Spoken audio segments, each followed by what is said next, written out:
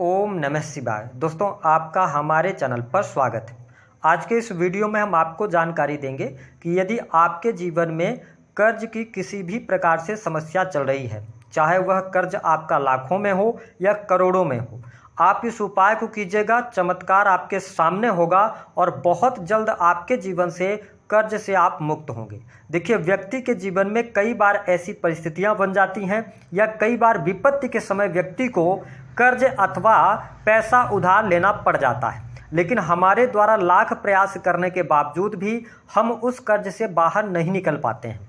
और जब कर्ज की समस्या बढ़ती है तो व्यक्ति मानसिक तौर पे भी परेशान रहने लगता है, और साथ ही जब मानसिक तौर पे व्यक्ति परेशान होता है तो उसका जो प्रभाव है वह उसके कार्य क्षेत्र पर भी देखने को मिलता है, उसके निजी जीवन में भी देखने को मिलता है, इसके साथ ही सामाजिक जीवन पर भी पड़ता है।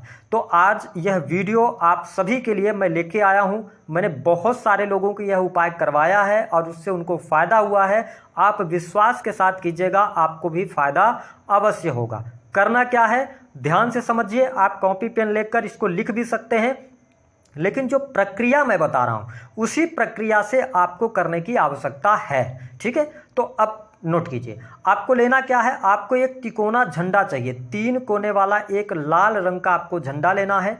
एक साबुत नारियल की आपको आवश्यकता होगी, जो नॉर्मल तौर पे पूजा स्थान पर मिलता है, पूजा स्थान की जहाँ पे सामग्री मिलती है, या नॉर्मल आप किसी भी किराने की दुकान से भी प्राप्त कर सकते हैं। तीसरी जो चीज़ की आवश्यकता है वह मिष्ठान भंडार में आपको जाकर और बूंदी का लड्डू लेना है। वह आपकी स्वेच्छा के अनुसार होना चाहिए। 250 ग्राम आप ले सकते हैं, 1 केजी ले सकते हैं, 2 केजी ले सकते हैं, जितनी आपकी स्वेच्छा हो, आपके ऊपर डिपेंड करता है। इन सभी सामग्रियों को आपको ले लेना है। अगर जहां पर हनुमान जी का मंदिर है, अगर वहीं पर मार्केट है तो आप उसी दिन खरीद सकते हैं, या आप सुबह भी खरीद सकते हैं, जब भी आपकी स्वेच्छा हो। यह सामग्री आपको चाहिए। अब क्या करना है कि आपको कपड़ा पहन लेना है लाल रंग का, और आपके आसपास इस सभी सामग्रियों को ले जाकर आप हनुमान मंदिर चले जाएं। वहां पर जाने के बाद हनुमान जी को धूप अगरबत्ती करें, और उसके साथ ही प्रसाद के तौर पर आप नारियल, जो वो झंडा आपने लिया हुआ है वह, और बूंदी का लड्डू, तीनों उनको अर्पित कर दें। अर्पित करने के बाद आप हनुमान जी की मूर्ति के सामने दंडवत प्रणाम करें। हनुमान जी को दंडवत प्रणाम करने का यह मतलब है कि पूरे तरीके से आप जमीन पर लेट जाएं और हनुमान जी के सामने विनती जोड़कर उनसे प्रार्थना करें कि आपने अपने आप को उनके प्रति समर्पित कर दिया है। आप अपने कर्ज से बाहर निकलना चाहते हैं, आपने प्रयास कर लिया है लेकिन आपको कोई रास्ता नजर नहीं आ रहा है। इस वजह से आप इस मंदिर परिसर में आए हैं, हनुमान जी के सामने आए हैं। अब सारा का सारा जो कर्जा है या आपके जीवन में जो समस्या है वह आप हनुमान जी से कहिए मन ही मन। ठीक है, ये करने के बाद आपको क्या करना है कि हनुमान जी जो आपने झंडा लिया हुआ है और जो नारियल लिया हुआ है, झंडे में नारियल को रखकर और बांध देना है। ठीक है, यानी कि नारियल को आपने झंडे में रख दिया और उसको बांध दीजिए, और वहीं पर आप उस नारियल को मंदिर परिसर में कहीं पर भी अपनी इच्छा बोलते हुए बांध दीजिए। और साथ ही जो लड्डू है उसका आप प्रसाद हनुमान जी को अर्पित करें, और ध्यान रखें कि वह लड्डू आपको घर में अपने नहीं लेके आना है। आप वहीं मंदिर परिसर में बांट दें, अपने जान पहचान के लोगों में बांट दें, वहां पर बैठकर आप थोड़ा सा प्रसाद भी ग्रहण कर लें। ये उपाय लगातार आपको 7 मंगलवार करना रहेगा। 7 मंगलवार आपको लगातार करना है। अब उसके बाद दूसरा फिर उपाय आएगा। ठीक है, ये उपाय आपने कर लिया। अब इस जैसे 7 मंगलवार कंप्लीट होता है, आप लोगों के मन में कुछ क्वेश्चन आ रहा होगा, हम उस पर भी बात करेंगे, लेकिन पहले वीडियो को समझ लें।